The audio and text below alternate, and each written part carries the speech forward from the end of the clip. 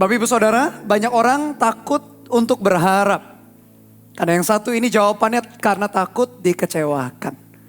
Kalau berharap asal, berharap tidak tahu arah, berharap tidak sesuai dengan kebenaran, tentu saja kita akan dikecewakan. Tetapi bagaimana kalau kita setting hati kita berharap seperti yang Tuhan kehendaki. Yang pasti Tuhan tidak akan pernah mengecewakan kita. Harapan itu menjadi sauh, menjadi jangkar yang membuat sebuah kapal akhirnya bisa tenang. Demikian juga pengharapan di dalam setiap kehidupan kita. Saya teringat sebuah kisah di dalam Markus 9 ayat 14 sampai ayat 29. Di sepanjang ayat-ayat kita akan melihat ada 7 macam pengharapan di dalam kisah seorang ayah di mana dia punya seorang anak yang kerasukan setan, bisu, kemudian sakit ayan atau epilepsi, bahkan berulang kali berhadapan dengan yang namanya kematian.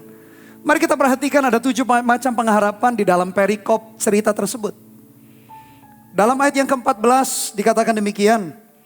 Ketika Yesus, Petrus, Yakobus dan Yohanes kembali pada murid-murid lain. Mereka melihat orang banyak mengerumuni murid-murid itu. Dan beberapa ahli Taurat sedang mempersoalkan sesuatu dengan mereka. Pada waktu orang banyak itu melihat Yesus, tercenganglah mereka semua dan bergegas menyambut dia.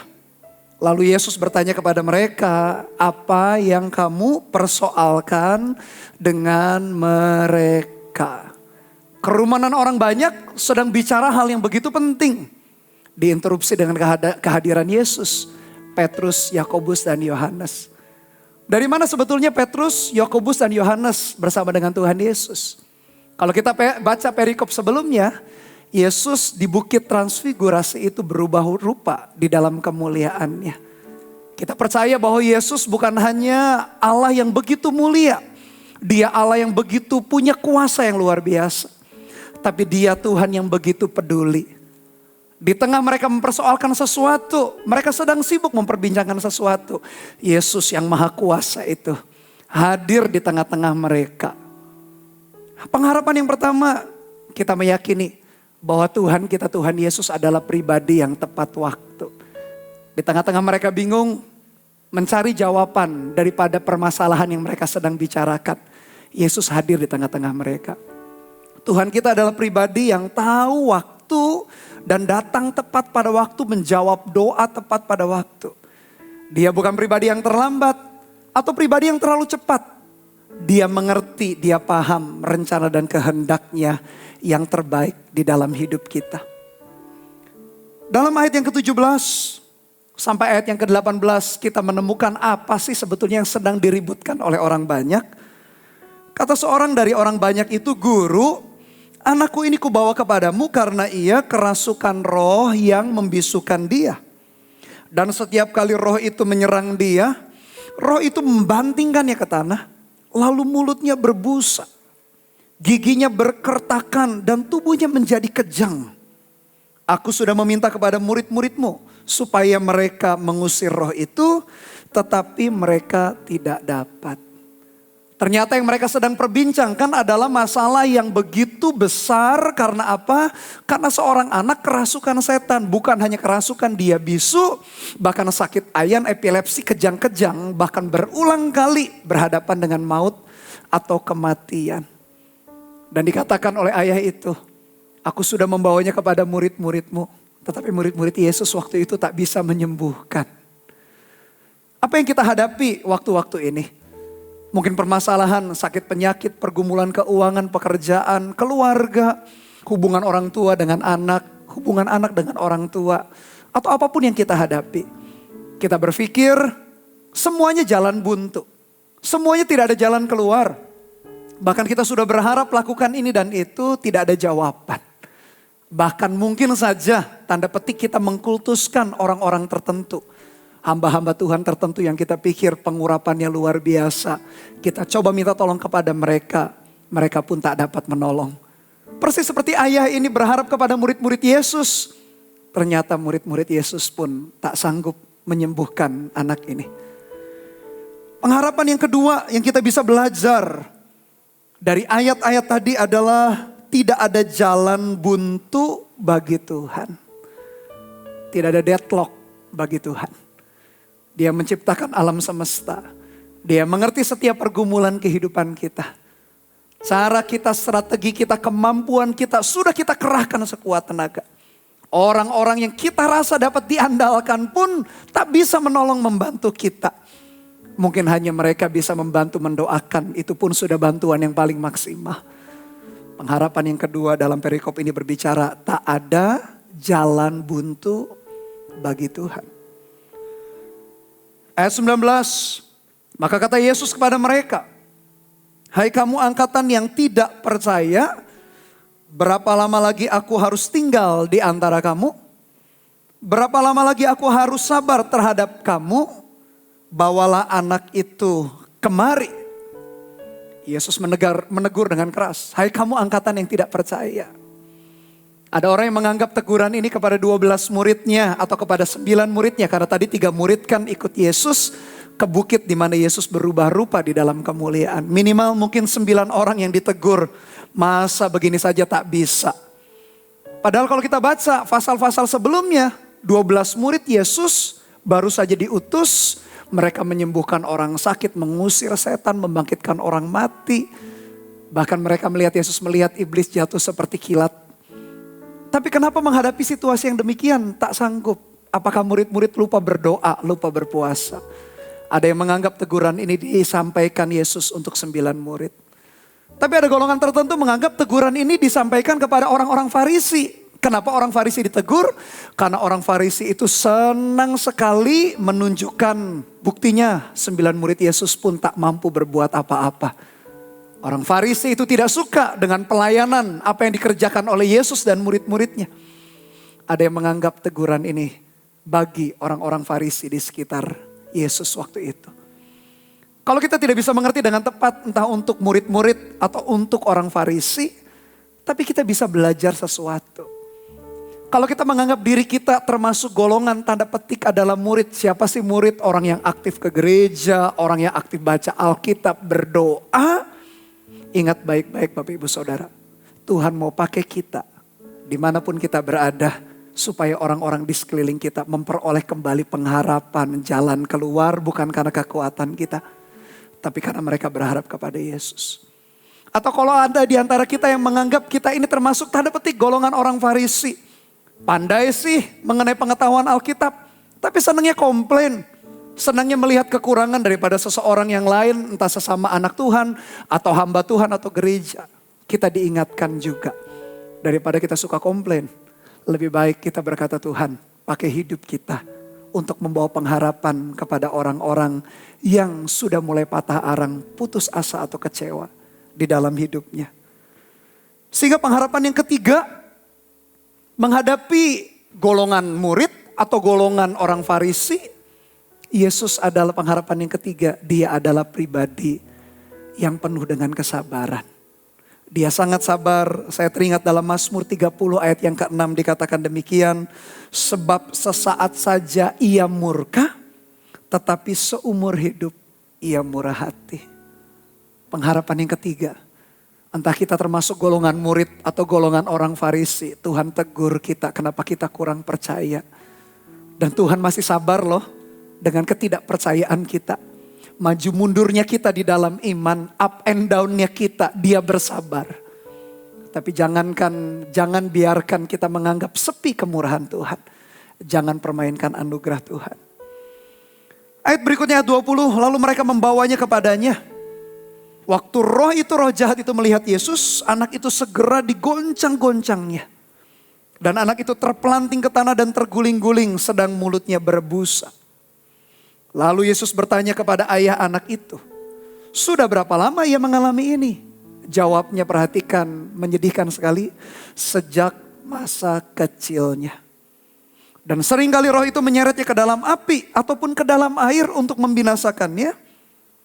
Sebab itu, kalimat berikutnya, jika engkau dapat berbuat sesuatu, tolonglah kami dan kasihanilah kami. Ketika roh jahat itu melihat Yesus, roh itu sengaja menggoncang-goncang sehingga anak itu kejang.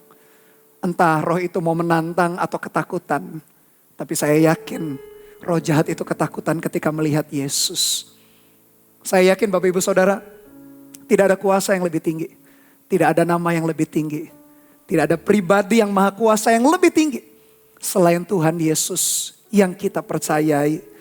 Roh jahat itu ketakutan. Saya jadi teringat. Memang tadi roh jahat itu berusaha membinasakan dalam ayat 22. Seringkali roh itu menyeret ke dalam api atau ke dalam air untuk membinasakan. Saya jadi teringat Yohanes 10 ayat 10. Bukanlah itu pekerjaan iblis si pencuri itu. Dikatakan dia datang hanya untuk mencuri, membunuh, dan membinasakan. Tapi Yesus datang supaya kita mempunyai hidup dan memilikinya di dalam kelimpahan. Itulah pribadi Tuhan kita yang kita sembah. Itulah bedanya roh jahat yang ingin hanya menghancurkan kita. Dengan Yesus yang selalu menuntun, mendampingi kita. Supaya kita mempunyai hidup di dalam segala kelimpahannya. Roh jahat itu berulang kali menyeret untuk membinasakan. Entah dimasukkan dalam air supaya tenggelam. Atau masuk di dalam api supaya terbakar hangus. Dan peristiwa itu sejak kecil. Kalau ibarat penyakit sudah kronis. Sudah menahun. Sudah lama gak ada jawaban. Tapi pengharapan yang keempat kita lihat. Ada hidup yang berkelimpahan di dalam Yesus. Yohanes 10 ayat 10 dia datang supaya kita punya hidup. Dan kita memilikinya di dalam segala kelimpahan. Dan kalimat berikutnya melompat di dalam hati saya. Ayah ini berkata begini. Sebab itu jika engkau dapat berbuat sesuatu, tolonglah kami. Dan kasihanilah kami. Dikatakan jika engkau dapat. Kondisi hati ayah ini sangat desperate, sangat putus asa. Antara percaya dan gak percaya campur aduk. Mau gak percaya gimana dia mendengar banyak berita mengenai Tuhan Yesus melakukan banyak tanda heran dan mujizat. Mau percaya bagaimana karena kondisi anaknya sangat mengenaskan. Apakah itu juga kondisi hati kita hari-hari ini? Antara percaya dan tidak percaya, antara mau berharap dan tidak berharap, campur aduk di dalam hidup kita. Sehingga doa yang putus asa, doa yang desperate, dia berkata sebab itu jika engkau dapat berbuat sesuatu, tolonglah kami dan kasihanilah kami. Ayat 23 dan 24. Jawab Yesus, jika engkau dapat, tidak ada yang mustahil bagi orang percaya. Yesus menjawab, Yesus bertanya kepada ayah itu, yakin pertanyaanmu jika aku dapat? Yesus melanjutkan tak ada yang mustahil bagi orang yang percaya. Pengharapan yang kelima yang ada dalam perikop ini. Bapak Ibu Saudara, tidak ada yang mustahil bagi setiap kita yang hari ini menaruh harap percaya kita kepada Dia. Pengharapan kepada Dia tidak akan mengecewakan. Ayat 24. Ayah ini berjuang luar biasa. Saya gak bisa membayangkan perjuangannya karena anaknya sejak kecil. Entah umur berapa anaknya waktu itu. Waktu bertemu Yesus. Tapi ayah ini ayat 24 dikatakan segera ayah anak itu berteriak. Aku percaya. Tolonglah aku yang tidak percaya ini. Bapak Ibu Saudara. Mungkin kita pun juga mengalami kebimbangan keraguan. Teriakan doa yang sama. Katakan kepada Yesus, Tuhan aku percaya. Kalau masih ada keraguan, tolonglah aku. Orang yang tidak percaya atau kurang percaya ini. Dan doa yang seperti itu lahir dari jeritan hati yang tulus. Tuhan sangat menghargai. Ayat 25 dikatakan ketika Yesus melihat orang banyak makin berkerumun. Ia menegur roh jahat itu dengan keras. Katanya, hai kau roh yang menyebabkan orang menjadi bisu dan tuli. Aku memerintahkan engkau keluarlah daripada anak ini dan jangan memasukinya lagi. Ayat 26, lalu keluarlah roh itu sambil berteriak dan menggoncang-goncang anak itu dengan hebatnya. Anak itu kelihatannya seperti orang mati. Sehingga banyak orang yang berkata, ia sudah mati. Ayat 27, tetapi Yesus memegang tangan anak itu dan membangunkannya. Lalu ia bangkit sendiri. Ketika Yesus mengusir roh itu dengan suara keras, keluarlah roh itu. Kita meyakini Bapak Ibu Saudara. Tak ada sakit penyakit, tak ada penderitaan, tak ada roh jahat, tak ada kuasa manapun yang sanggup bertahan di hadapan Tuhan kita. Paulus berkata kepada jemaat di Roma, tidak ada sesuatu pun yang sanggup memisahkan kita dari kasih Tuhan. Penindasan, penganiayaan, pedang, kelaparan atau apapun, kuasa di atas, di langit, di bumi maupun di bawah bumi.